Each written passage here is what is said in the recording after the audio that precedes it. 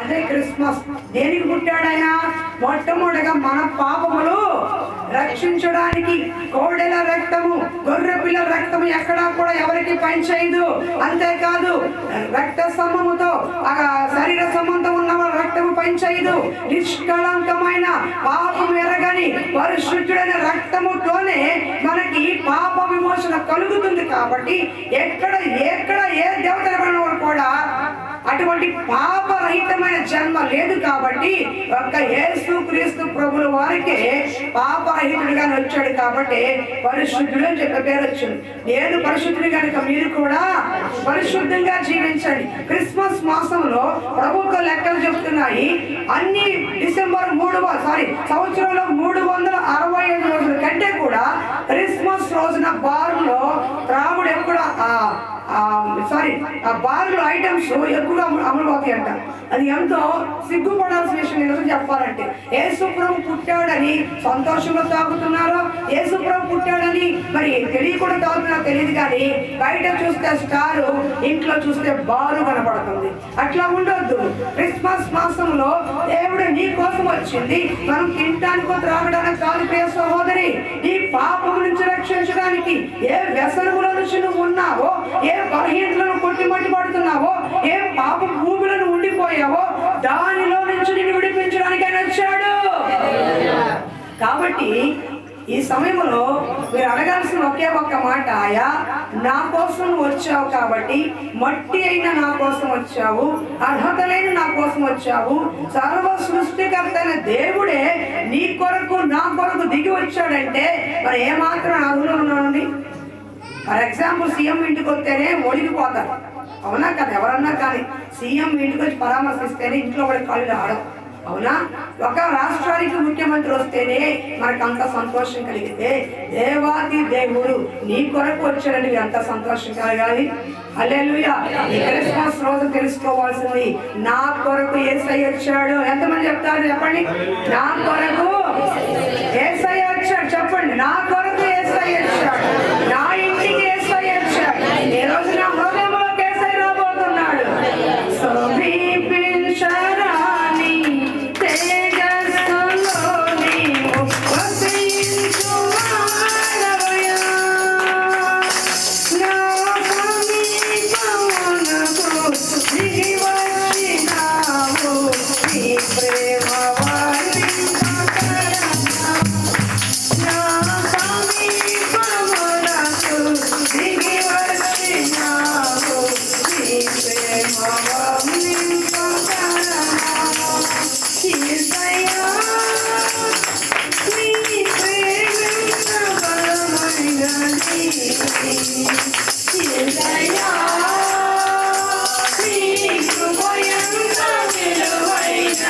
Yes,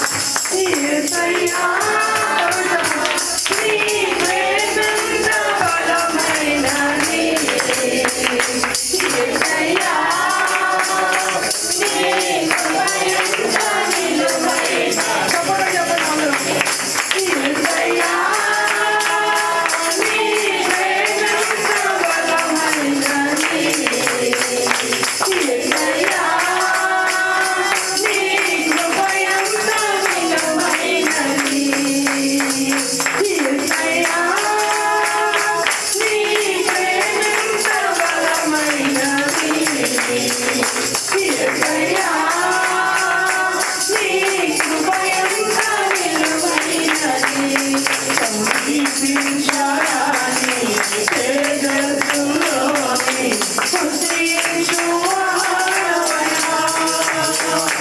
మా సమీపమునకు దిగి వచ్చినావు, నీ ప్రేమ వర్ణింపతరమా. నా సమీపమునకు దిగి వచ్చినావు, నీ ప్రేమ వర్ణింపతరమా. మనం చూస్తే మన ఇంట్లో వాళ్ళు అసహించుకుంటారు, మనం చూస్తే మన బంధువులే దూరంగా పడతారు, మనల్ని చూస్తే స్నేహితులు కూడా ఒక్కొక్కసారి ఏమీ లేదని వెనక్కి వెళ్ళిపోతారు.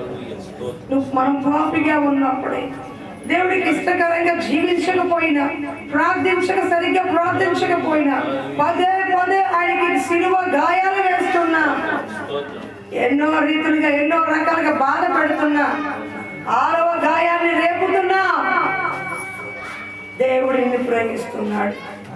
దేవుడు నిన్ను ప్రేమిస్తున్నాడు. ఆయనకి తెలుసు బలహీనవాడు, ఆయనకి తెలుసు నీ బలహీనత ఉందని, ఆయనకి తెలుసు నువ్వేంటి అనేది. తల్లిదండ్రులు తెలియకపోవచ్చు, ఇంట్లో భార్య తెలియకపోవచ్చు, ఎవరికి తెలియకపోయిన రహస్యమనంత తండ్రికి తెలుసు. కానీ ఒకవేళ మనుషులైనా దూరపడతారేమో, కానీ నిన్ను ప్రేమించే దేవుడు నిన్ను విడవడు, ఎడబాయుడు. మనం పాపములో ఉన్నప్పుడే ప్రేమించాడండి. మనుషులైతే మంచిగా ఉంటే ప్రేమిస్తారు, డబ్బిస్తే ప్రేమిస్తారు, బాగా ఉంటే ప్రేమిస్తారు, వాళ్ళతో ప్రేమగా ఉంటే ప్రేమిస్తారు, బంధుత్వం ఉంటే ప్రేమిస్తారు, స్నేహం ఉంటే ప్రేమిస్తారు. కానీ దేవుడైతే నువ్వు చెడ్డవాడిగా ఉన్నప్పుడే నిన్ను ప్రేమించాడు. అది ఆయన గొప్ప ప్రేమ. ఆ ప్రేమ తెలిస్తే కళ్ళలో నుంచి కన్నీరు కారుతుంది. ఆయన ప్రేమ అంత బలమైందండి. ఈ మనుషులు అతీతంగా ప్రేమించే ప్రేమ. అలాంటి చెడ్డవాడైన నీ కోసం, చెడ్డదాని నా కోసం ఆయన దిగి వచ్చి ప్రాణం పెట్టాడు. క్రిస్మస్ మాసం అంటే పుట్టాడు అంటున్నాడే, రక్షకుడు నీ కొరకు పుట్టింది మన పాపములు తీసివేయడానికే, మనకు సంతోషంగా సమాధానంగా ఉంచడానికే, మనల్ని ఉన్నతమైన స్థానంలో కూర్చోబెట్టడానికే. ఆ సమాధానంతో కొట్టుబిట్టాడిపోతూ కుటుంబాలు ఎదలేక, సంసార బాధను చూడలేక ఎట్టిపోతుందో, ఏమైపోతుంది సంసారం అని రోజు రోజుకి కన్నీళ్లు పెడుతున్నా నీకు సంతోషము సమాధానం ఇవ్వటానికే వచ్చింది. లోకములో ఉన్న గనుల కంటే ఎక్కువ పేరు నీకు ఇవ్వటానికే వచ్చింది. తను వచ్చింది, పుట్టింది నీ కొరకు, నా కొరకే. తల్లి రక్షకుడే నీ కొరకు పుట్టాడని నీ హృదయంలో ఎప్పుడు జ్ఞాపకం చేసుకో. నాకెవరు లేరు, ఇక ఒకప్పుడు మేము బాగుండేవాళ్ళం, ఇప్పుడు మా దగ్గరికి ఎవరు రావట్లేదు. ఒకప్పుడు మేము బాగా పెట్టేవాళ్ళం, మమ్మల్ని దూరంగా పెట్టారని బాధపడుతున్నాము. ఎవరు ఉన్నా లేకపోయినా నిన్నుగా ప్రేమించే యేసయ్య నీతో ఉన్నాడు. నిన్నుగా ప్రేమించే దేవుడు నీతో తోడుగా ఉన్నాడు. ఆయన లేకుండా ప్రపంచం నీ పక్కన ఉన్న శూన్యమే. ఆయన నీ పక్కన ఉంటే ఏ ప్రపంచం ఏమి లేకపోయినా పర్వాలేదు. అంత గొప్ప ప్రేమ అండి ఆయనది. ఈ రోజున చాలా మంది ప్రేమ కరువైపోతుంది, చాలా మంది మధ్య ప్రేమ కరువైపోతుంది. అసలు ఈ లోకం చూస్తేనే బహు స్వార్థంగా వెళ్ళిపోతుంది. కానీ ఇలాంటి పరిస్థితుల్లో కూడా దేవుడు నిన్ను ప్రేమించాడు కాబట్టే సజీవ లెక్కలు మనం ఉన్నాం. దేవుడు నిన్ను ప్రేమించాడు కాబట్టే కరోనా నుంచి కాపాడుతూ వచ్చాడు. దేవుడు నిన్ను ప్రేమించాడు కాబట్టే కరువులో కూడా నిన్ను పోషించాడు. దేవుడు నిన్ను ప్రేమించాడు కాబట్టే అవిధేయతలు, పొరపాట్లు, మాట వినంటారు, తిరుగుబాటు ఉన్నా ఇంకా నిన్ను సజీవ లెక్కలో ఆరోగ్యకరంగా వచ్చాడు. ఎందుకో తెలుసా? నా బిడ్డ ఒకరోజు తప్పకుండా ఇగో నాకు ఇష్టంగా మారతాడన్న మనసుతో ఆయన ఎదురు చూస్తున్నాడు. కాబట్టి ఆయన ప్రేమను మనం తప్పు చేయొద్దండి, ఆయన ప్రేమను మనం గాయపరచొద్దండి. కాబట్టి ఒక్కసారి మనం చెప్తాం, యేసయ్యా నీ ప్రేమెంత బలమైనది, యేసయ్యా నీ కృపయంత విలువైనది, యేసయ్యా నీ ప్రేమెంత బలమైనది, యేసయ్యా నీ కృపయంత విలువైనది. సమీపించరాని తేజస్సులోని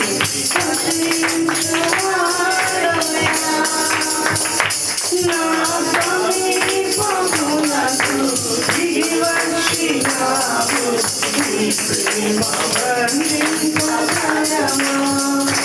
నా సమీపమునకు దిగి వచ్చినావు, నీ ప్రేమ వర్ణింపగలమా?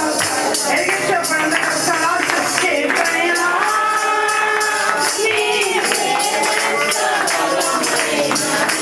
నీ ప్రేమించండి చెప్పు. యేసయ్యా, నీ కృప ఎంత విలువైనది. యేసయ్యా, నీ ప్రేమ ఎంత బలమైనది. యేసయ్యా, నీ కృప ఎంత విలువైనది.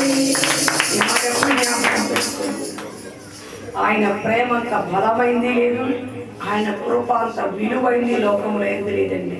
ఆయన కృప నీకు తోడుగా ఉంటే నీకు సమస్తము ఉన్నట్టే.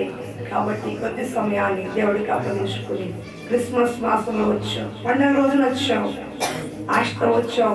ఒక్కసారి దేవుని అడుగు, యేసు ప్రభు పుట్టినరోజున గిఫ్ట్ తీసుకెళ్ళాలి జ్ఞానంగా. కానీ దేవుడు అడుగుతున్నాడు, నేనే గిఫ్ట్గా నీకు వచ్చానయ్యా. మీరు నా గిఫ్ట్గా అవ్వటం కాదు, నన్ను నేనే మీకు గిఫ్ట్గా ఇచ్చేసాను. ఇదిగో నా ప్రాణాత్మ శరీరాన్ని గిఫ్ట్గా ఇచ్చాను, నా రక్తాన్ని గిఫ్ట్గా ఇచ్చాను, నా ప్రేమను గిఫ్ట్గా ఇచ్చాను, క్షమాగుణాన్ని గిఫ్ట్గా ఇచ్చాను, నీ పాప క్షమాపణ గిఫ్ట్గా ఇచ్చాను. అన్నిటికి మించి నిత్య జీవాన్ని గిఫ్ట్గా ఇవ్వబోతున్నాను. సోదరు ఏం కావాలి సమయంలో కోరుకు అంటున్నాడు దేవుడు. ఎస్తేరుని అడిగాడు ఆశ్వేషం, ఎస్తేరు నీ మనవి ఏమిటి, నీకేం కావాలని అడిగాడు. ఈ సమయంలో నువ్వు హృదయాంత మంచిగా అడుగు, ఆయన చిత్తానుసారంగా అడిగి దేవుడు ఇస్తాడు. ప్రభువా, నీ సన్నిధికి వచ్చాను, ఆనందంగా సంతోషంగా వచ్చాను, నా కుటుంబంలో ఈ పరిస్థితి ఉందయ్యా, ఈ క్రిస్మస్ మాసంలో గిఫ్ట్గా నాకు దయచేయ ప్రభువా అని మనసులో అడుగుదాం. అడిగితే ఇస్తాడు దేవుడు. ఒక సెకండ్ టైం అడగండి, ఇది దాటిపోతే మీకు సమయం రాదు.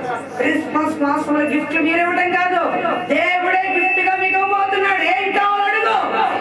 మరుసటి సంవత్సరంలోపు మీకు గర్భఫలం కావాలా, గిఫ్ట్ గా అడుగు. గర్భఫలంలో బహుమానంగా ఇవ్వని అడుగు.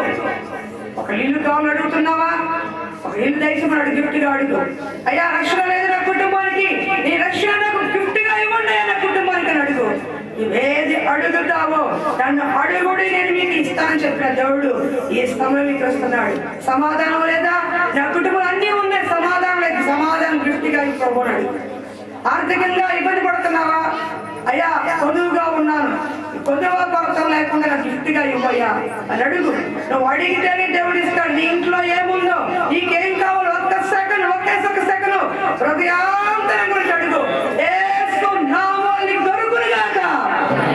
హల్లెలూయా. ప్రార్థన చేసుకుందాం.